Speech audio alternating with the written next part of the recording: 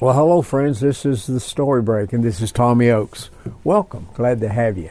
This month on the Story Break, I've been telling stories about speech. There are all kinds of stories about speech.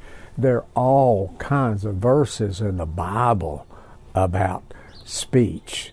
As a matter of fact, one of my favorite, and I think one of the strongest verses in the Bible, is my theme for the month. It's in Proverbs 18:21 that says that death and life are in the power of the tongue.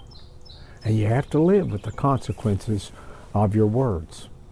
Well, I heard a story once about a preacher who had a lady in his church that came to him one day and said, I just need help because I tell a lot of things that aren't really completely accurate. I tend to exaggerate things, and I tend to go beyond what was in the actual thing that I heard and embellish it a lot, and I just need better control of my speech. Would you pray with me? And he said, I'd be happy to pray with you. You pray first.